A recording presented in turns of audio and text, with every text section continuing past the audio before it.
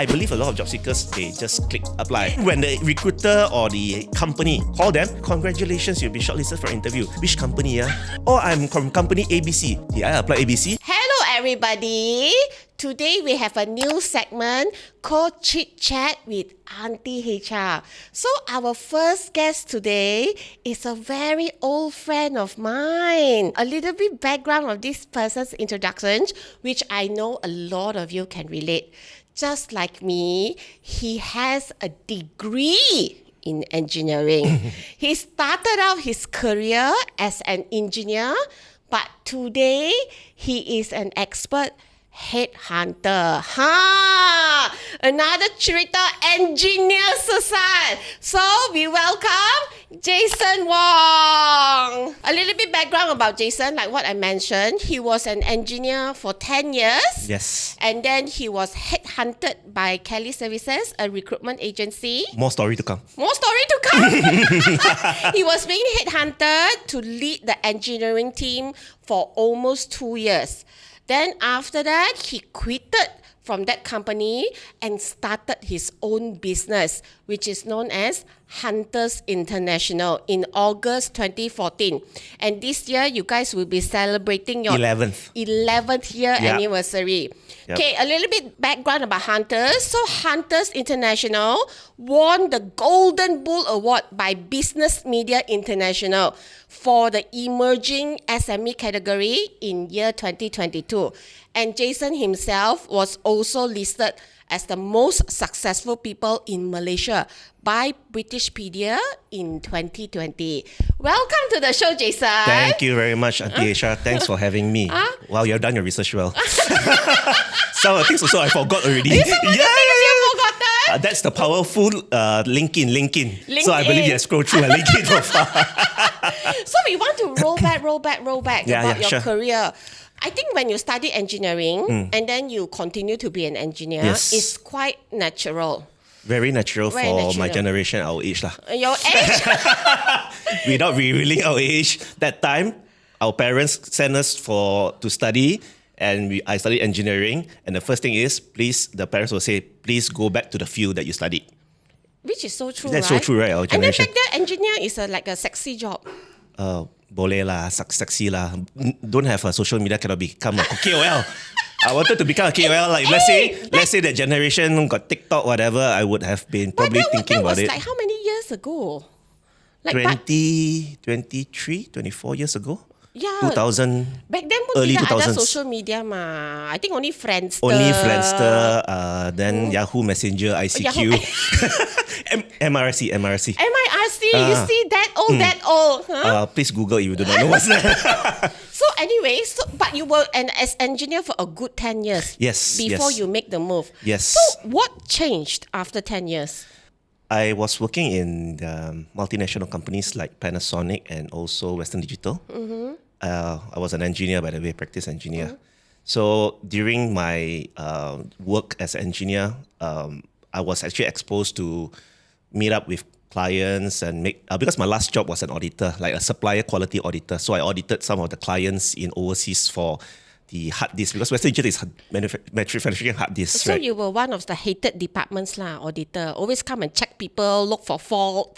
The suppliers didn't like me. But they had no choice. But because I audit them, right, they need to get our business right. They have to love me. So during that period, whatever, was like a lot of things that I learned. So as you know lah, young chiku, right? Someone invited you to listen to a business presentation. Bodoh, just go there. Went there to listen. Then the product was, because it was an energy product, so it said that it can help you in terms of your back pain lah, insomnia, whatever. So I went there because I had back pain. So I was being exposed to meeting a lot of strangers, whatever. So I used the product. In the end, I actually joined them as a member. You joined them as a member? I joined them as a member and became their distributor as well. Like really true blue multi-level marketing. Yeah, it was like, Then I had downlines like working full time. So after some time, was the money good? Yeah, that's the reason why I left. That's the reason why I left. And the business grew to a certain extent that I had to come out full time.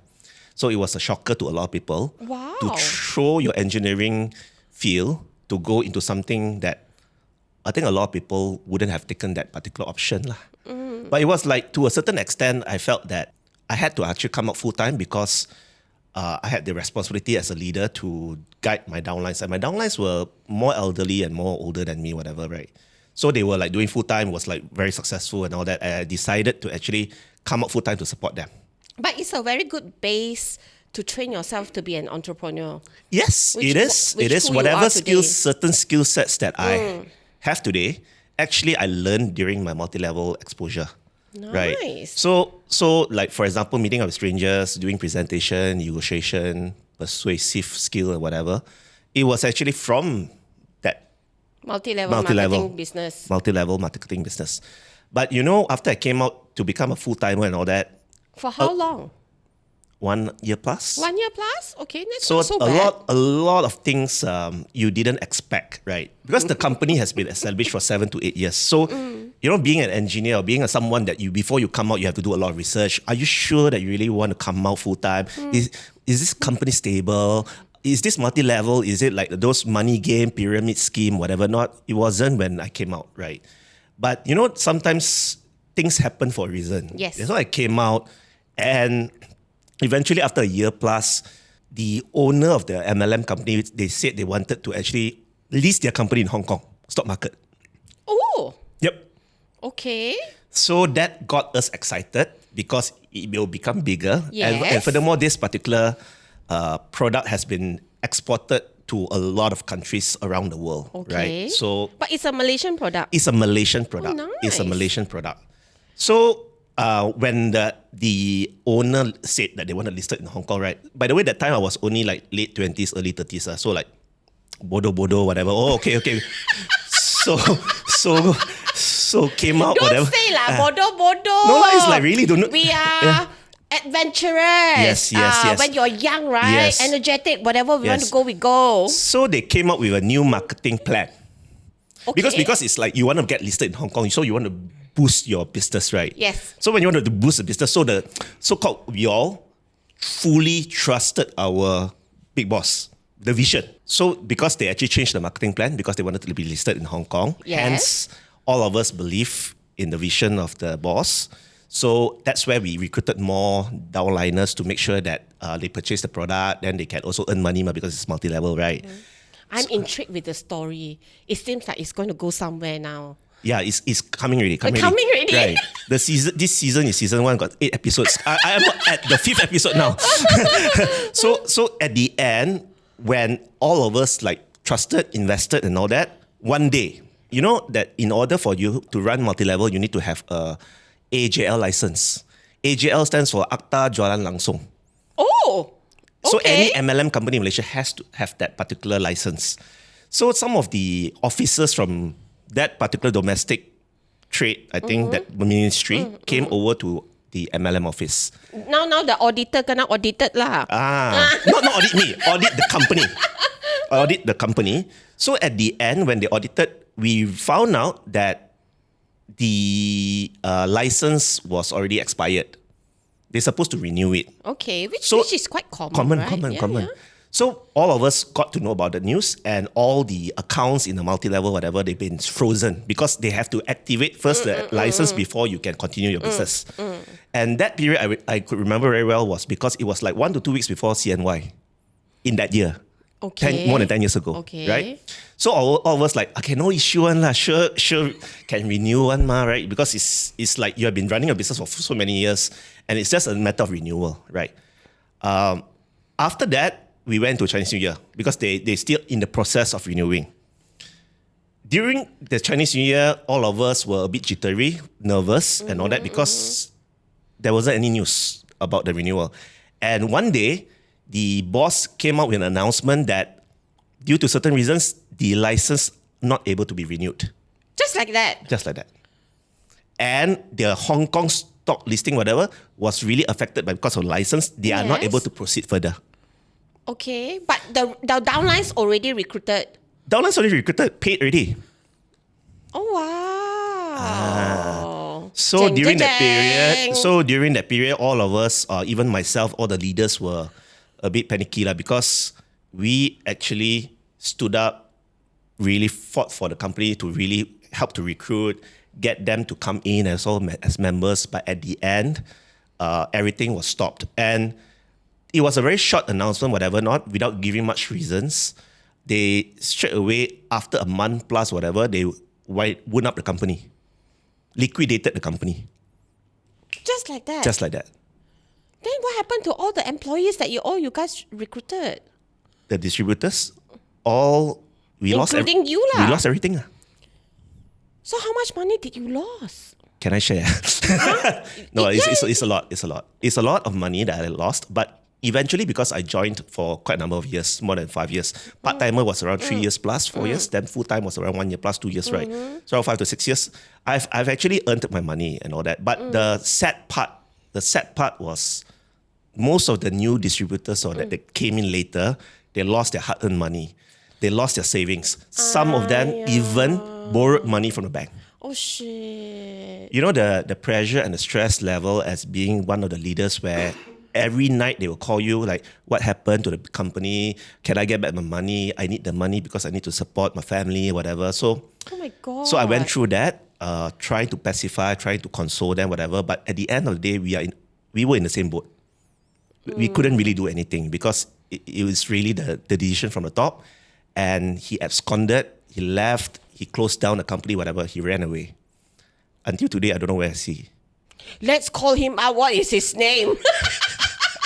So we actually made a police report, lodged a police report among the distributors. They lodged a police report. But I don't think police can do much, right? Yes. Then after that, the police said that they need to seek some help from Interpol, whatever, because he might be in overseas. Like Jolo lah.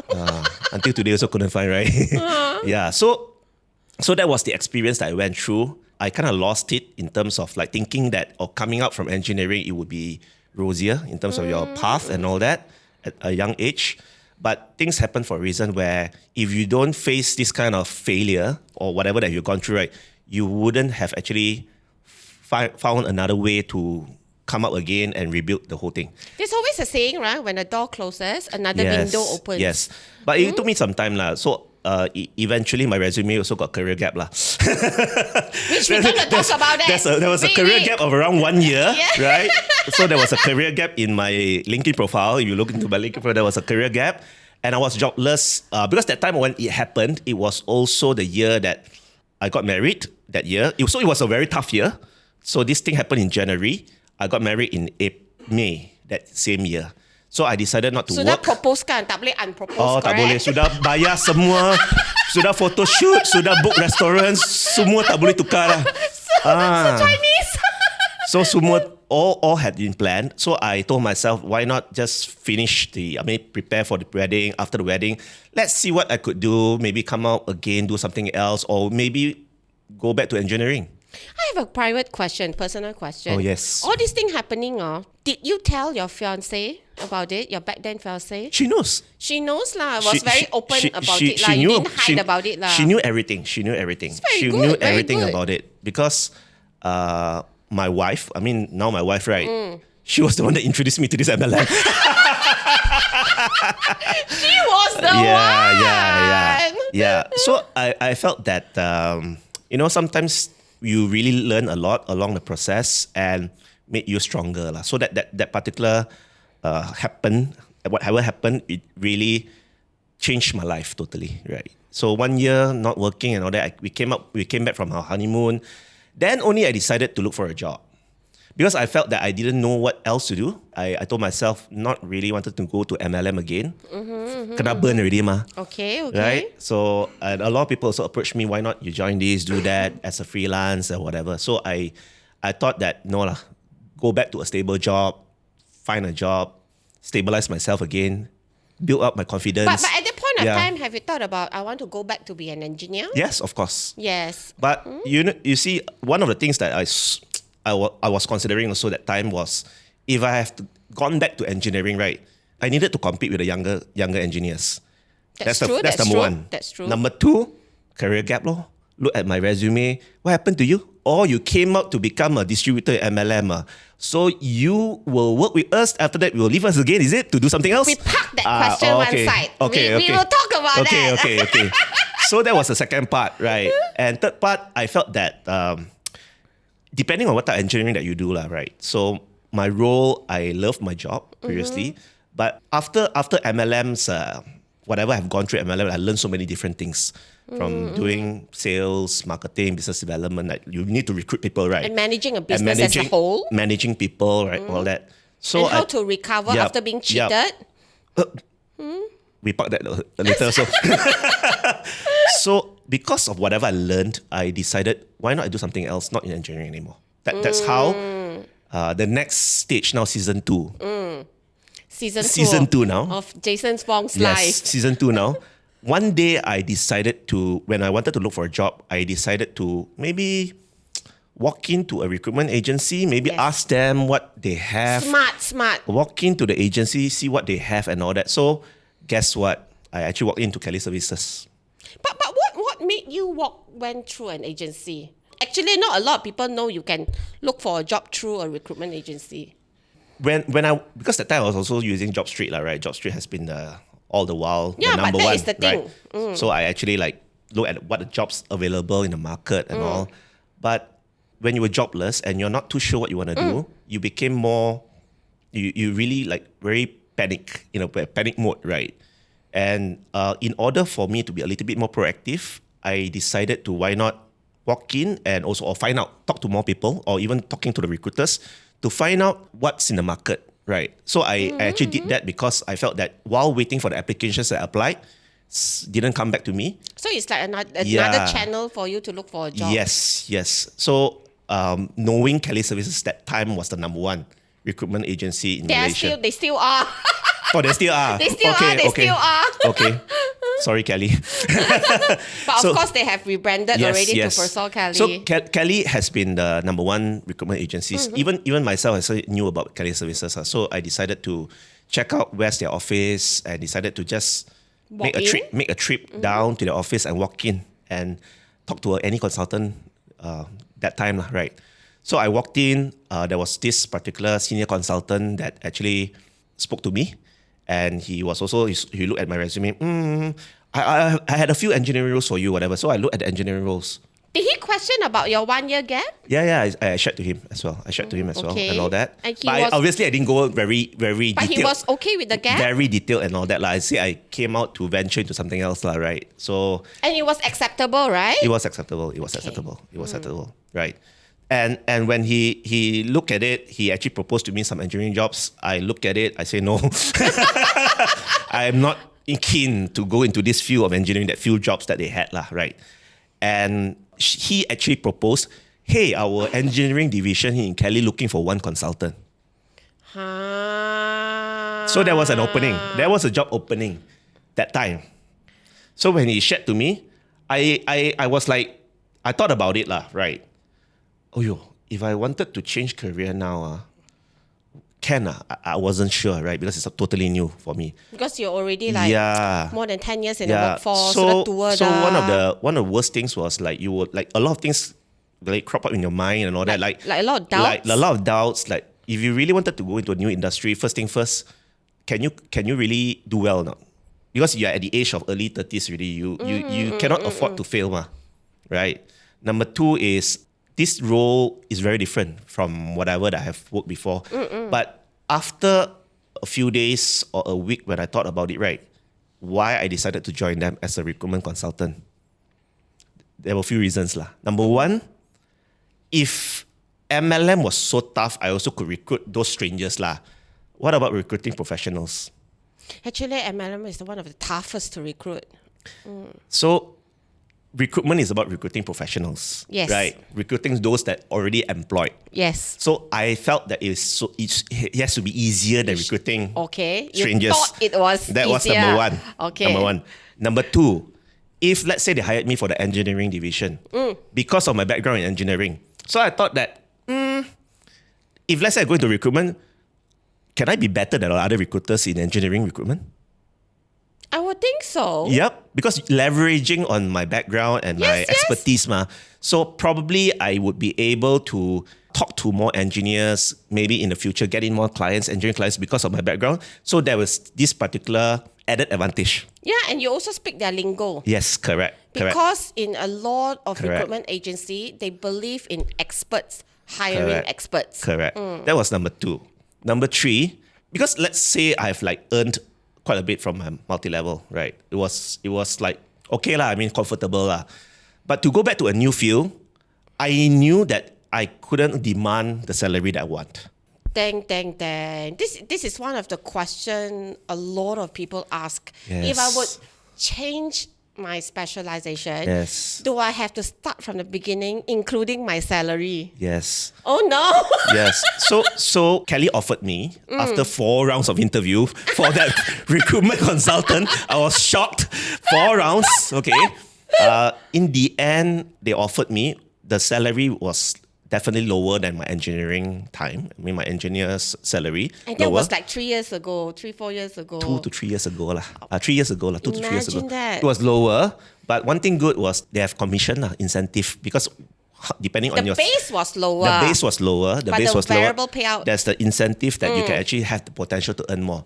And because of that incentive and commission, right, so I took the leap of faith. Okay, I can earn more, right? That's why I finally decided to try it out. Okay, cool. Yeah.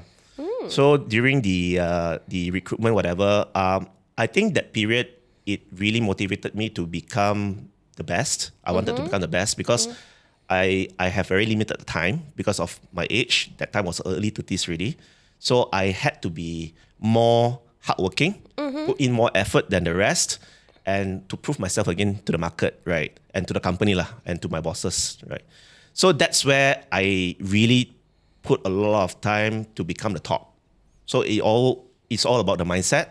So this is what I also learned during my LLM to have a very strong mindset to become the best, right? So that's where I strived and also luckily enough to become the top sales in Cali in the first year. Yeah, you also won quite a number of awards when you were there. Yes. Just to let you know, I know him through Kelly. We were ex-colleagues. I was also from there.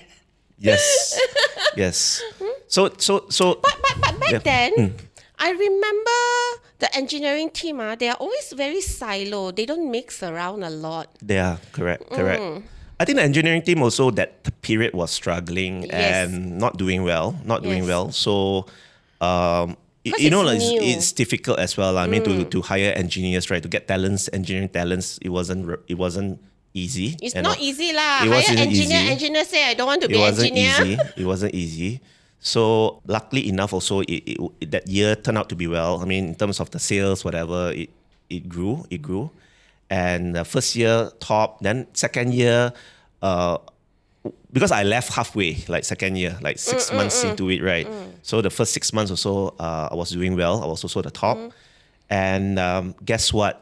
When you know, sometimes in life you need to have this person that, like in Cantonese, it's called Guayan, right? Guayan. So I reported to, basically I was just a very low level recruitment consultant. Then I became senior recruitment consultant in Cali. But also at the same time, I had opportunity to work with the director directly for certain roles in Cali. And guess what? The director is my current business partner. Her name is Mei Chong. Right? So May actually was an ex-Kelly director, and she also left Kelly to go. She went to another recruitment agency as a country head, right? As a country head, and that period so happened during certain conversations. She wanted to come out to explore, to open up her own agency. So we had a discussion. I felt very blessed because, knowing that I only had 1.5 years to 2 years of recruitment experience, I was still very fresh in that particular industry. But it was so courageous of you, because for your MLM, at least you were doing it part-time 3-5 years before you decide to come out, right? Yes, correct. But this one, just 1.5 years. Yeah. Because I felt that, sometimes the opportunity came, right? The opportunity came knocking on you, and you really had to make a decision whether this is the right path or not, or to continue to stay, right? That's right. So the opportunity came. So I had an option to really accept it, go for it, and take a risk or whatever, or you decide to just being stable. But since in life, I also took risks before to come out from engineering to become a full-timer, right, for MLM. So I made a decision to take that risk again, right? Nice. To take that risk. And that's where we had discussion, and in the end, we came out to set up. Hunters International, Hunters back in International. August 2014. Yes, correct. So we set up and all that. And she's like a mentor and senior, right? Because she has been long enough in the recruitment industry for 20 over years. Probably we have different type of like strengths and skill sets where it really can complement each other. That's where I also felt lucky to be chosen as a partner from there. So how was it like leaving full-time employment and go back to be an entrepreneur again? What was that feeling like? I feel that being an entrepreneur again, yes, there was this worry. There was this worry how long it could last, right? You heard a lot of stories that, you must survive the first year, the second year. If you're able to pass the third year to fifth year, then you're considered stable. And most right? of the time, they will have a chauka partner. Yes. So there was a worry lah. But because I had a so-called mentor or senior that also like together with me and all that. So the worry was lesser because at least I'm not fighting it alone. So we can actually toy the idea together and brainstorm together, whatever, to build the business. But the first year was just two of us only, the first year. And we were also very lucky the first year we didn't spend much. We didn't pay our own salary. It was very lean. It was very lean. No salary. No salary for the first 6 months, at least no salary. We just built our... It was just two of you. Just two of us. With two laptops. With just two laptops and our... Probably spend on our clothes lah. And we were blessed because one of our clients, the first client probably, right, of Hunters, they had an office. They had a spare office. They have a spare office that underutilized. They said, why not use our office? Use our office for free. So sweet. So that you don't need to pay rental for a year. Oh, you were rent-free from a year with a support from a customer. Yes, correct. Already have to pay you money and give you free office. Correct. Wow, it can be customer of the year. Correct. So it was like, because we didn't have much capital and money to spend too much on the business, right? So we like a lot of savings. We didn't pay much salary. We just based on whatever successful billing. Then we maybe take a cut from there in terms of the commission for ourselves and all that for the first year. Do you remember the first time you were able to afford to hire? Yeah. Yep. What drove that decision?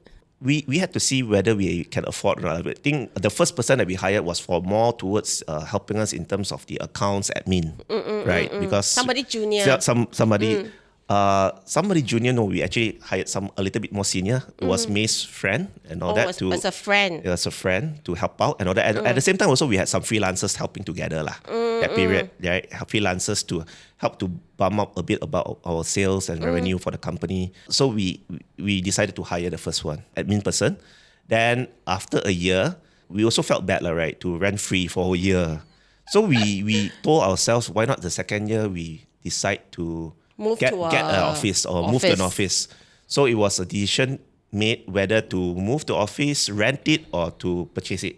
Okay. So in the end, we found out a lot of things, like as an entrepreneur, a lot of things that you learn.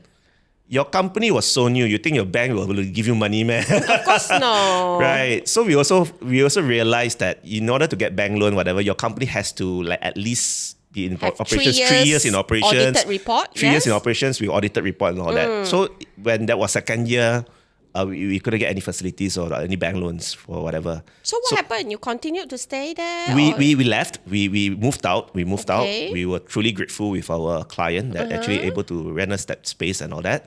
So we came out. We looked into the areas in PJ, and we found this place in this Dataran Prima area in PJ, like near Aman Surya and all that.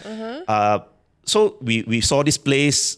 It's actually a very small office, initially like 700 over square feet. And guess what? May actually saw the office. We went in to view it together and all that. And it felt an aura. It was really bad, that whole office. It was really bad.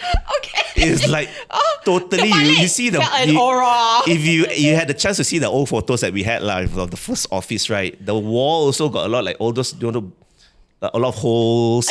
The wire from the ceiling all dangling down, whatever. So I was like looking at it, I felt uncomfortable. Okay. But May told me one thing. we can transform this whole office.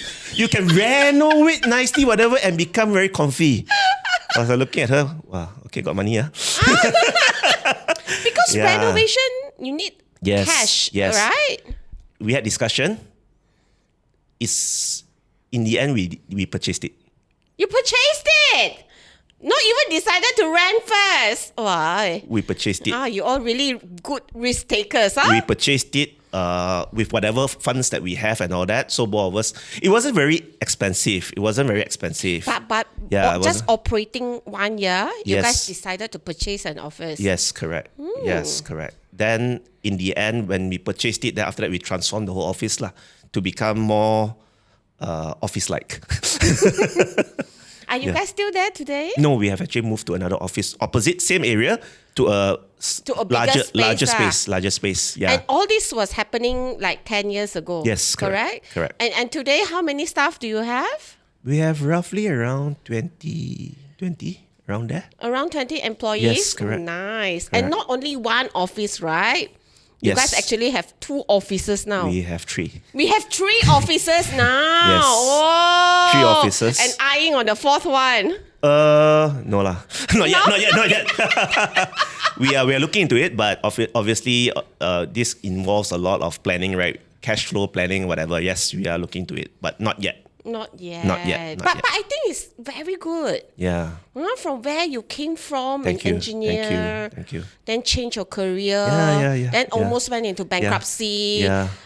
then go back to employment. Okay, Jason, so Yes. we have some questions from the viewers. Okay.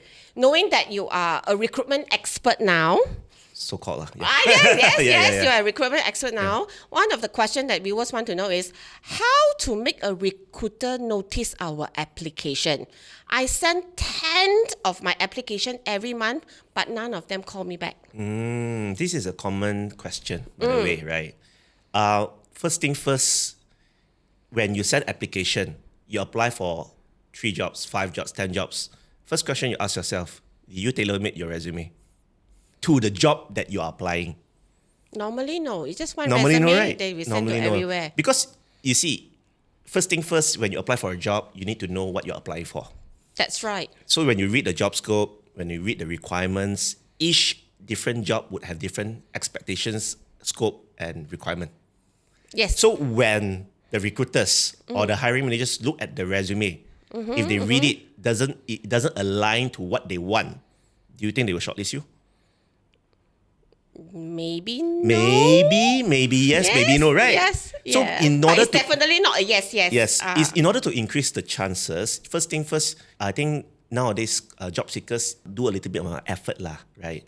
You have to actually really know what you're applying for. Based on what you apply for, tailor-make your resume based on the skill sets, the experience, the scope, or even keywords. Because for recruiters, the most important thing is they spot keywords. If let's say you have this particular skill, the first thing first, most of the recruiters or hiring managers, they look at your resume, they see whether you got a keyword or not. Can you just walk us through? Yep. Typically, how does a recruiter search for a candidate? Okay, when we search for a candidate, like for example in LinkedIn, Okay. right? Let's say our client is looking for someone that has experience in dealing with this system, right? I put one system, HubSpot, for example, right? The recruiters, when they look at the resume, if this is a particular important requirement for that particular candidate for us to shortlist, first thing we go into the resume or go into LinkedIn profile, we will search HubSpot. You will put We in will the put keyword, in the keyword HubSpot. And then you press enter to Then search. also we will maybe put in the keyword, if this is a particular sales role, we will put in sales as the position title, for example. So the trick will be, must make sure these words are Yes. inside the resume itself. Yes. That is how they say make your resume Yes. ATS friendly. ATS friendly. That's where you need to know that in your resume, whatever important skill set, languages, or even experience and all that, right? The keywords, right? You have to actually put that keyword so that you are searchable. Because we're going to put in these words into the search bar. Yes. And those candidates with those keywords will appear in front of us. Which you will go to the search at the top, right? Top of the Yes, search. correct. Yes, correct. There's a viewer who asked this other question. He said that sometimes when we look at the JD, we only match 7 out of 10. Do we apply or do we not apply? Why not? Why But not? it's only 7 out of 10. Why not? 7 out of 10, it's very difficult you get 10 out of 10 lah. Put it this way. So it's Right. quite common you don't get 10 out it's of 10. quite common you don't get 10 out of 10 or even 9 out of 10, depending, right? Like so even if 7 out of 10, at the end of the day, when you apply means you have a hope of getting an interview. Yes. If you don't yes, apply, yes. You It's a don't good you way don't get to put it. anything. Yes. Right? Because at the end of the day, apply, I believe a lot of job application is free of charge lah. Right? Yes. Yeah. But you also have to be very realistic applying what you think is the right for you. Don't simply apply lah. You simply apply, of course, the more that you apply, you get more frustrated, you don't get any interviews, right? So in this particular case, the numbers doesn't matter, right? You don't put out 100 applications. No, you don't. But put out 10 good applications. 10 good applications. At the end of the day, I believe a lot of job seekers, they just click apply.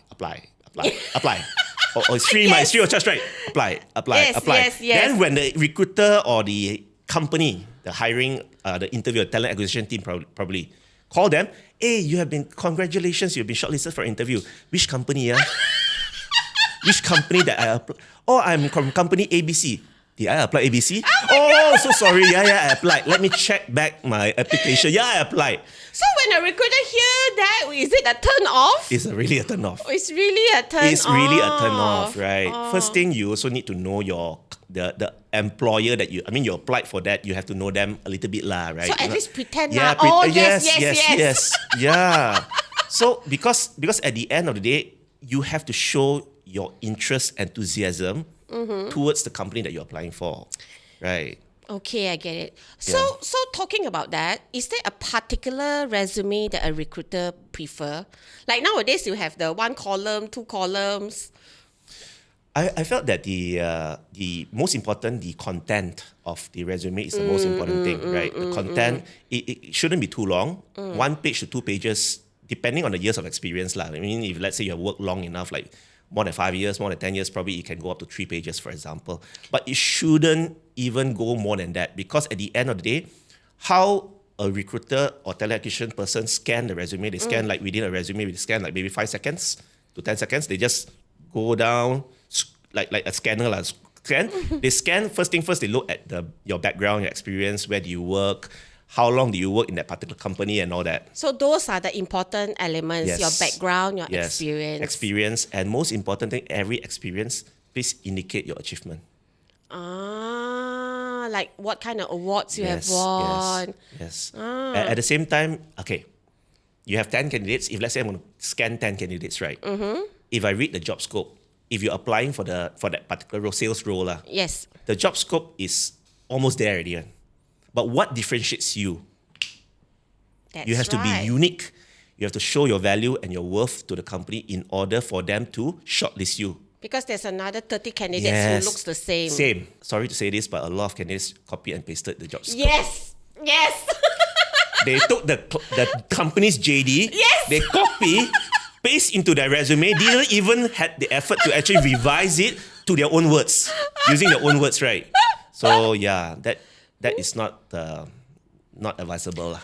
Okay, I want to talk about career gaps. Yep. Because we have a lot of viewers who ask, like stay-at-home moms who wants to come back out to the workforce, or somebody went to eat, pray, love, or take a career break for a while, which is quite common, right? Yes.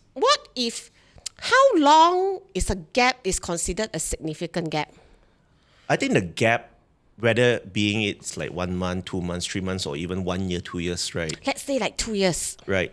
The most important part is the career gap. Most of us, when we had a career gap, we definitely would question them, why did you leave your previous employment to, what happened in terms of the career gap and all that, right? Some would say that due to company financial and all that, and decided they have to like retrench, all that. So there are certain career gaps that are no issue. Because it's really not your fault, right? Okay. Due to the company, whatever. But there are certain career gaps, like for instance, like if you ask the job seeker why you had a career gap of like 6 months, whatever, I felt like I want to rest lah. Which I think is quite common. Yes. But we have to probe what really happened, why you needed a rest. Is it due to the environment, very toxic, or it's just that you had a lot of work? So let's say I just tell you I'm just tired. Just tired. Tired, because work for 20 years already, tired. Oh, 20 years. 20 years, I think it's fine. It's fine. Because if you have, at the end of the day, how we evaluate these career gaps, right? If let's say you, in your previous employment or other previous companies, you have actually worked in companies for at least 3 years, 5 years, and not really like giving us an indication that they are a job hopper. Like, some candidates, like you look at the resume, right? They don't stay in any company more than 2 years. Right. Yes. So if let's say if there's certain candidates, they have certain job stability and they progress in that particular company after a few years and all that, it's fine. It's really fine. Not really a major red flag. As long as you have a story to back you up. But at the end, we are quite sure that there are certain hiring managers that didn't want any career gap at all. They are like, but why is that? Why are they reserved to look for people with career gaps? They will be worried that if you join me, you will leave again if there's a career gap due to certain reasons. Like they cannot adapt back into the workforce? Either they couldn't adapt or they might take another career break. Like history repeating itself, right? So the normal kind of consensus lah, right? If you, after a job, you join another company, have that continuation, means you continuously look for a job with a better opportunity or better offer, whatever not, right? You're more stable. Okay, I have one more question about resume. Yep. Let's say I work in a company for 2 months only and I want to leave. Should I put it in my resume or not? Because it looks so short. I'm in this company that I'm really not happy. You know, do I put that back 2 months in my resume? That's a very good question, right? To me, there's no right or wrong. Put it this way, there's no right or wrong. If you want to put it, it's fine, right? It doesn't mean that you join a company, you cannot leave within 2 months, 3 months, right? But from a recruiter point of view, will it discourage? It's like, definitely a recruiter will have this particular like minor red flag first, lah, right? But at the end of the day, I believe all candidates, they deserve to be heard. We need to understand what's the actual reason why they had to leave after 2 months, whatever. So, and at the same time, recruiters also do reference check, right? So if let's say we do reference check, we call previous superiors and all that, we'll be able to verify in terms of the work performance, able to really understand in terms of their other the working ethics, working attitude and all that, right? And with all this data, if let's say the candidate, doesn't mean that you join a company, you will do well, or you can straight away adapt to the culture within the first 2-3 months. That's right. At the end of the day, most of the people, they don't work for the company, they work for their superior. If they cannot click with the superior and all that, it might happen, right? That the first 2-3 months, you cannot stay long. Right? Yes. Yeah. But the caveat. Yes. You cannot repeat this every time, lah.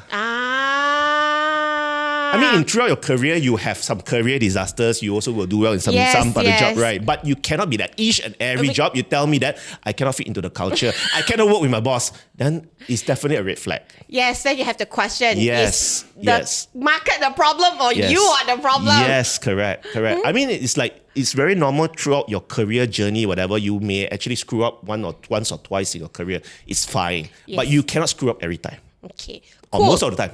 Okay, now we want to talk about salary negotiation. Okay. Very important that, okay? This is the most important topic, I think, for a lot of candidates. Everybody wants to know. Talk about salary.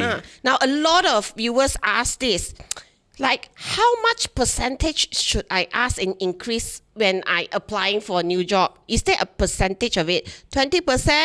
10%?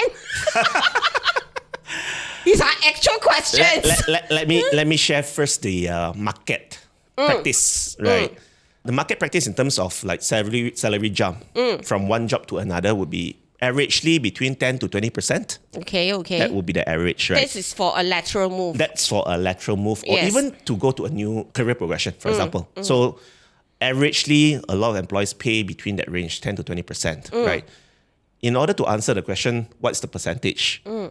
So you have to ask yourself first, whatever that if let's say you apply for the job, is it relevant to your experience and you have that value and achievements that you think that you can ask for more.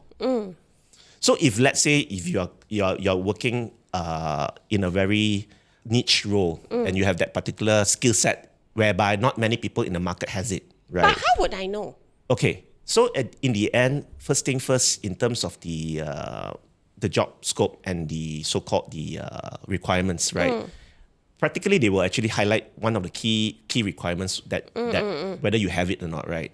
So first thing first, you evaluate based on what you have versus the requirement and the scope, right? At the end, you also need to think, if let's say, if I was been shortlisted for the interview, can I share to them my worth and value, how I can contribute to the company to, let's say, for example, in sales means you generate more revenue. And it will tie back to your own achievements, the revenue in your company, whether you are able to actually hit the targets or are you a performer, are you being recognized by the company? There are certain people having the certificates and all that. So if you have all those backup proof, definitely when you go into the interview, when you promote yourself and sell that and how you can help the company, probably you can actually demand definitely more. But nowadays company, they like to compare with your current salary instead of the market rate. So let's say my current salary is already like way below market. Yeah. And it's already like so far away from market rate. Yeah. But companies, they always ask for pay slip and want to see what I have, then offer maybe a mere 10% from there. So how do we counter that? Depends on the company's policy, right? In terms of the salary, how they are going to pay out the salary. Yeah. Some companies, they follow the old school way, 5%, 10%, 20%, 30%. Some companies, they pay based on the market rate. They just need talent. If you are talent, I don't really bother about your current salary. I can pay you because I already allocated the budget for There this are role. clients like that? Very few. Yes, there are, right. I think it depends on the client, depends on the company policy, so how they actually structure their salary compensation. Because each company will have that salary range. So it's up to the company or the HR or the hiring manager whether they pay you based on the range that have been allocated or they pay you just based on the 10% jump, 20% jump from your current and all that. But if you know your worth and your value and all that, right, and you are able, at the end of the day, justify why you deserve that salary. How would you recommend us to find out what is our own market rate, whether to know whether we are underpaid currently or not? There are a few ways. If you talk to recruiters and all that, they will share to you what's the market range. Oh, they do? They talk about market range. They also will talk about their client's budget and all that. So you roughly know about that. Number two, you can actually go into like platforms like Glassdoor, JobStreet and all that. When you search for the job based on your actual experience, they will show they show the salary range, that how much this company can pay. So you roughly can actually benchmark yourself with the years of experience versus the type of job advertisements in the market, how much they pay. Right? That's number two. That's a nice tip. That's Just number look two. at job advertisements. Number two. Number three, some major recruitment agencies like Michael Page, Hayes, or Randstad, Kelly, and all that, they have this particular, annually, they have this particular market salary benchmarking report, the white paper, right? Salary guide. Salary guide. So you can take that as as a reference lah. As a reference. So there are a few ways you can actually check out the job market, whatever, not based on that. Ah, nice. Yeah. So before we go, Jason, so we want to debunk some myth about recruitment agency. Yep. So is it true when we go look for a job, you guys would charge us as employees, job seekers? No. No? If we charge you or any agency charge you, right, you better ask back your money. You can ask for your money? No, we don't. No, they don't. So you just only charge your client? We charge our client. So I have another question. What if I am not looking for a job? Can I still approach an agency just to take a look at my resume? And who knows, there's opportunity that I'm not aware of. A lot of candidates or job seekers actually approach us to maybe like just check whether there's any opportunity for them. But also I have to really highlight this to the job seekers that the jobs that we have is based on what the clients have that particular job opening, right? So all in all, we may not be able to assist all the candidates in terms of whether we have the opportunity for them. It depends on whatever the clients that we have, whether they got a job opening. But at the end of the day, any person that wants to engage us, we are okay to actually let them know what the jobs that we have. If not, we will keep them in our database for future reference. If there's any opening in the future, we can actually contact them. That's when you will key in Yes. the keywords to search for the resume. Correct. Okay, so how can viewers come to you as an employee or as an employer to hire? Okay, we do check us out in Google. First thing first, can go to our website. Our website is www.hunters-in.indianorway.com. We also have social media platforms like Insta or Facebook, and also we are very active in LinkedIn.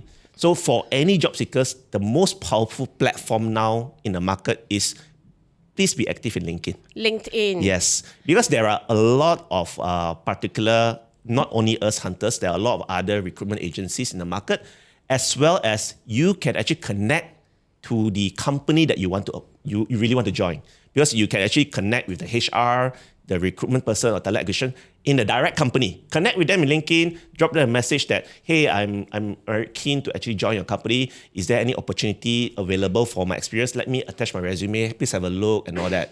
Or probably you can give them a call as well to find out any openings in that company, right?